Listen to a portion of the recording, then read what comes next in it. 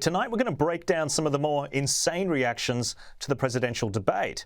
Because we all saw the debate. We all saw Joe Biden struggling to form sentences. But what I didn't see coming was the way that American journalists turned on their guy. Of course, the White House was still lying to Americans, but the journalists were starting to bite back. Last night at the fundraiser, the president blamed jet lag for his debate performance, but he was back stateside for well over a week. So does he really need more than a week and a half to recover from traveling in Europe? And is that really what he thinks caused his poor debate performance? So he had a cold, and you all heard directly. You heard from him during the debate. He had a hoarse voice. Watching the media turn on Biden has been strange. Questions became more probative, journalists more sceptical than usual, and some of them were pushing back when explanations simply didn't make any sense. It just seems like I know you're calling it an explanation, not an excuse, but it does seem like there are new excuses since the debate of what went wrong there. I would say I don't think it's a new excuse. They didn't used to do that, and they never used to do this either. There's no question that international travel can be rigorous. I think the confusion is that he's still suffering from the effects of that nearly 2 weeks later. So can you articulate a little bit about, do you guys usually have accommodations for him after he does a trip, that he's going to have jet lag for that long a period of time? So can you, when you say 2 weeks later, what do you mean? Well, the debate, he arrives back in the United States 12 or 13 days before the debate. So his explanation for a poor debate performance is jet lag. Yeah, it's not dementia. He was just sleepy for nearly 2 weeks straight. But amazingly, the commander-in-chief of the most powerful nation in the world admitted as much himself. Incredibly, Joe Biden was at a campaign event in McLean, Virginia yesterday, and he made an admission that will make things even worse for him today. Right. Here's the quote. He said, "I decided to travel around the world a couple of times shortly before the debate, and then I almost fell asleep on stage." And even though Biden has been deteriorating before our eyes for years now, some truly die-hard sycophants were still trying to spin it. Alex Thompson from Axios wrote an article attempting to downplay Biden's cognitive decline. And that excuse went down exactly as you would imagine. What does the president do outside the hours of 10 a.m. and 4 p.m.? Now, I would start to feel sorry for Press Sec Karine Jean-Pierre if she wasn't so comfortable lying to the world. The only question I have left is why have journalists now finally started being honest about the decline of a president? Well, I'm joined tonight by Darren Davidson of The Australian and Stephen Senatiempo of 2CC Radio in Canberra. Well, Stephen, why don't we start with you? The debate fallout has been absolutely sensational. To watch the way that journalists are now, for the very first time, realising that there's something wrong with Joe Biden. What are your thoughts? Yeah, look, I think... Look, in fairness, they have no choice now. I mean, his performance of that debate was so appalling that it's obvious to everybody that these gents weren't gaffes. He wasn't tired. He wasn't sick. This was an obvious example of his mental decline. And look, I've got to say, I mean, some of it you want to laugh at, but it is quite sad that a man of that age is actually being used and abused by the people around him now. And finally, people are actually waking up to it. Well, I don't know that they're waking up to it, but at least they're calling it out now. And I think, if it wasn't so obvious, they'd probably continue on with their merry way the way they've been going for the last 4 years, but I don't think they have any choice anymore. Yeah, that's a good point. And Darren, when you're watching this press secretary try and defend essentially what is indefensible, I'm seeing these journalists are actually really starting to pin her down. The questions are more aggressive, they're more probative. What do you make of what's happening there? As Stephen said, I think it's a very hard thing to ignore now. As everybody has seen, there's clear cognitive decline there, which has actually been reported on before, and the Journal had a very good story some weeks ago with more than 40 sources that wasn't really widely followed by others in the US media that reported that, you know, his mental sharpness is not what it should be. So there really are no excuses here. He's the most powerful man in the world.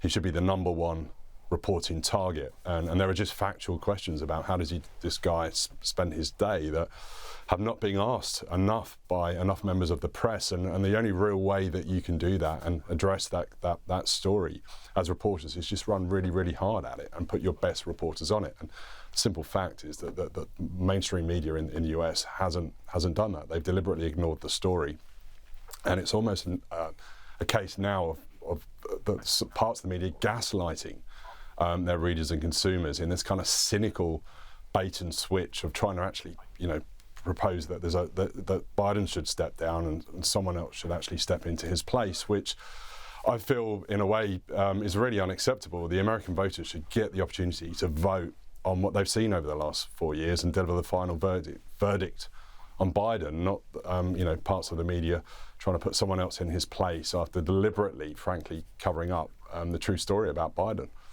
Yeah, well, that's such a good point. And Stephen, that's what it looks like to me as an observer. It looks as if they are trying to replace him, but they've only got themselves to blame. It's too late to do it now because they lied, because they tried to gaslight everybody. Yeah, and I think the other thing too, and I will give some of the media credit, even the very partisan pro-Biden media, and I think the fact that they are also tribal in the United States, maybe they have had enough now, and they've said, you know what, we've been defending your guy, we've been propping up, we've been following the propaganda line, you've made us look like idiots, and maybe that's why they're a bit more aggressive now. But when it comes to changing, you've got to be fair dinkum about this. Whilst yes, it might be too late, and yes, the voters have the right to choose their own verdict on the president, the man is clearly not up to it, and it's now getting embarrassing, and it's getting cruel that they're still putting him up in front of cameras, and even some of the excuses that they've fed him with, like I crossed 400 time zones and I went to 800 different countries and I'm hungover, 6 weeks after I got back, etc. I mean, he's not coming up with this stuff himself. So some spin doctor is feeding this stuff, and they are treating the man like a prop, and that's just not. That's not right. I think they have to replace him. The question is who with, and Kamala Harris certainly can't be the answer. Yeah, very embarrassing. Well, quite clearly, Joe Biden is not okay. He does not have full cognitive ability, and he is not fit to serve as President of the United States. But while this information is brand new to the watchers of CNN and the readers of the New York Times, it isn't anything new to viewers of this program. In fact, we've been reporting on Joe Biden's deteriorating mental state for years now. But some reporters turned a blind eye to the obvious and labelled the observations a conspiracy theory. In a 2020 article from the Canberra Times, reporter Dan Dixon told his paper's readers all about the perils of Sky News After Dark. You see, Dixon was angry that we had reported evidence of Biden's cognitive decline. He said the fact that the claim is, at the very least, highly contested, has not stopped Sky News from fueling the conspiracy. It seems Dixon thinks that scenes like this are just a conspiracy. With the COVID, with dealing with everything we have to do with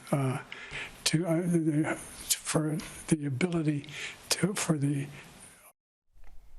Our reporting at the time also showed the President of the United States being unable to function properly. Now, that was clear to anyone who was looking, despite the White House's recent attempt to dismiss real videos as misinformation because they were not edited in a way that the White House would prefer. The associate editor of left-wing blog Crikey, Cam Wilson, also weighed in. Sky News Australia has published 5 articles in the past 5 days about Joe Biden's supposed cognitive decline, Mr. Wilson tweeted in February 2023. And after the debate, Wilson deleted that humiliating take without correcting the record, of course. But no outlet has lied to the public more brazenly and more aggressively than The Guardian. Media reporter Amanda Mead was upset in 2021 that our audience was growing. She wrote a whole column about it. And of course, she blamed conspiracy theories for our growth. She wrote the secret to Sky's success online is provocative right-wing commentary.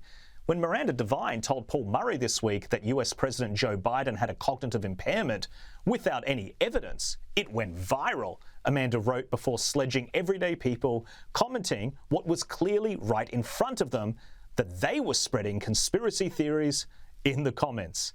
Now, just to refresh The Guardian's memory, here is some evidence. Anyway,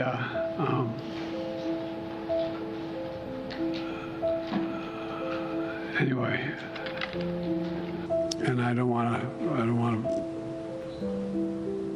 well, maybe choose my words. I was just thanking, anyway. But I just, look, I mean,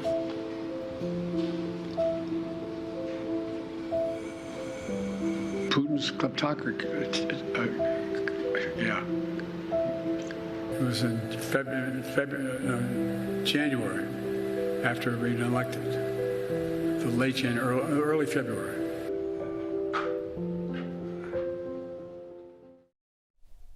But the most stunning and egregious example of misinformation has to be from Anne Davies, also published in The Guardian. In a 2,700-word article published about this network in 2021, which simultaneously claims that Sky News Australia is dangerous to democracy, but also that nobody watches it. She labels our content extremist and far right, saying we spread conspiracy theories on COVID-19, with particular emphasis on it being developed in a Chinese lab, the stolen US election, Hunter Biden's email and laptop scandal, and Joe Biden's mental capacity. So let's go through those conspiracy theories. We were one of the only networks in the world to investigate the origins of COVID-19 at the time. It is now a mainstream viewpoint. The Hunter Biden laptop scandal was widely dismissed as misinformation. Guess what? It wasn't. And on Joe Biden's mental capacity, the evidence is beyond question.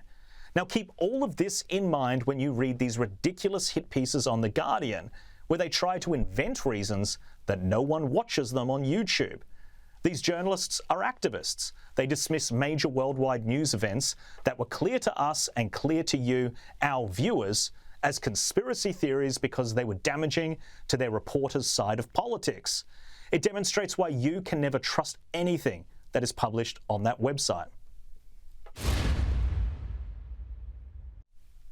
Darren Davidson, let's bring you in. My gripe with what a lot of reporters have done over the last couple of years is denying the legitimate observations that a normal, reasonable person makes when viewing the president speaking, and trying to gaslight people, refer to it as conspiracy theories. Now, I understand why the White House might want to push that narrative, but for supposedly professional journalists to label those observations out, I just think is extraordinary. I agree. I mean, a very generous account would be to say that, you know, we cast our minds back to COVID. Biden was basically hiding in a basement. And after that, he continued to really severely limit his public interactions. So if you were being generous, you could say there were not many opportunities for the press to witness what is actually inescapable, which is that his health is quite bad, and that certainly wasn't exaggerated by your reporting, as you've just laid out. But the most damning fact to me was the media assembled in Atlanta for that presidential debate, which you covered on your YouTube channel and on air. That the reaction of the press there was one of just, you know, complete shock, when it was very obvious to many people, and it has been reported that his health is in serious decline. The truth, I believe, is that the media deliberately ignored it, turned a blind eye to it, because they felt that by reporting the true state of Biden's health would be helping to get Trump elected, which is something many of them do not want to do. But that's absolutely no excuse for abandoning their first duty, which is to report the truth and hold the powerful to account. And he should be held account for his mental sharpness or lack thereof. He's the most powerful man in the world, and it should be, and it is absolutely a story to report on that. And it's simply astounding for this entire country, including its most seasoned reporters, the US country that is, to be, you know, as shocked as everybody else is, despite the reporting that you've laid out in recent years on this. Yeah, Stephen, a lot of trust has been lost, I think, with the media apparatus in general. You've already mentioned how polarised America has become in recent years as well. I think Darren makes a good point, though. They only turned on Joe Biden when they realised he couldn't win. And that, to me, is just as dishonest. To close your eyes and pretend that everything's okay until it's not, there's no advantage in doing so, it doesn't really vindicate them. Yeah, but in fairness, straight journalism has become extinct in most parts of the world, and I don't think this is a particularly recent phenomenon, at least for the last decade. If you look at US media outlets, and whilst, right across the Western world, certain media outlets always lean one way or the other, the reality is they have now become activists and they become actors in the play rather than commentators on the play, and that's the problem. And they think of themselves as part of the process, and their job is not to report on the news and inform their readers of the facts. It's now to instruct their readers how to think, or instruct their viewers how to vote, or how to interact with their politicians. But the other caveat I'll put on this in the US is, and you've got to give them a little bit of leeway here, is because they don't have the same access to their political leaders on a day-to-day basis like we do here in Australia. I mean, I can get senior ministers on my program every day of the week. I can get the Prime Minister on, I can get the opposition leader on. The media access to the very senior politicians in the States is always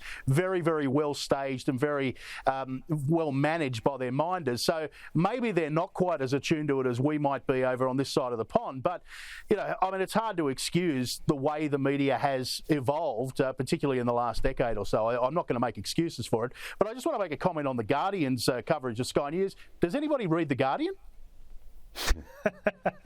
It's a good point. There was definitely a degree of jealousy in the article as well, and I always find that that's something that is very very prevalent in the media industry. When one network posts big numbers, you have to try and undercut them. But look, moving on, and to a story that ties into, Stephen, a little bit of what you were saying. The Huffington Post thinks it has a secret weapon to help Biden defeat Trump, and it involves spreading fake clips. They report it's time for the Biden campaign to embrace AI. The stakes of the 2024 presidential election cannot be overstated. With Donald Trump promising to act as a dictator on day one, it's not hyperbolic to say the future of American democracy hangs in the balance. And what does the Huffington Post think Democrats should do to stop Trump? Well, AI augmentations and video rendering could serve to smooth out these bumps while allowing the Biden campaign to effectively disseminate true information about the state of our democracy and the Biden administration's accomplishments. Let's bring the panel back in. Darren, this was one of the more disturbing and insane articles that I have read about a good way to use AI. I thought deepfakes was something that we were all supposed to be terrified about. You have a mainstream, legitimate organization advocating for AI to doctor the president to ensure that he retains power. It's really shocking. I mean, the events of the past week have exposed the depth of the deception and disregard that parts of the media have for their basic duty, and these, what they're saying really is on a par with, the controversy and the hype around a story like seeking to overturn an election result. It's on a par with that in terms of its contempt for the democratic process and the craft of journalism and reporting facts. It's completely shocking and unbelievable. There was a recent survey actually by Pew Research Center in the US, and I'll just glance down now at my phone. I had a look at this earlier. On the question of journalists should always strive to give every side equal coverage, US journalists, 44% of them voted that they should, whereas US adults, 76%. So US journalists are more likely than the public to say all sides don't deserve equal coverage. That was a survey that came out in March of last year. And Stephen, I think you're absolutely spot on about the differences between the Australian media system, the American media system. Access, it's so important. It's something that they don't have. And that, I think, is where you get these notions about this, AI should polish Joe Biden. They're almost allowing this very vital aspect of journalism to be sacrificed because the alternative they think is so worse. But I mean, that's not good for democracy, is it?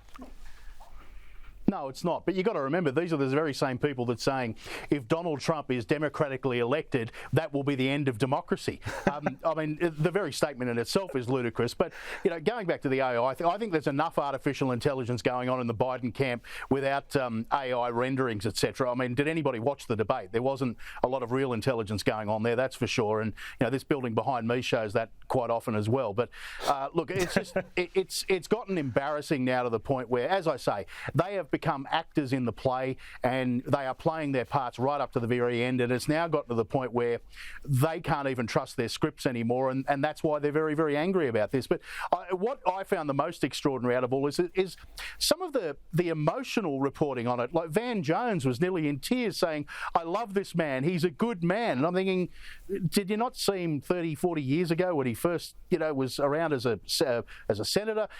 You had the people on the women on The Voice saying the country's in mourning now, we're all in mourning after that debate. I mean, this is politics. I mean, this is the game, and if your bloke's not up to it, well, you need to find another bloke. I mean, or woman, as it might turn out. But I sometimes rail at how the media here in Australia operates, but the US, well, we've got nothing on them. They are a whole different kind of circus. Yeah, it's brilliant. There's this slogan that's floating around that a vote for Trump is a vote against democracy, to your earlier point. And I don't understand how a vote for anyone could be a vote against democracy.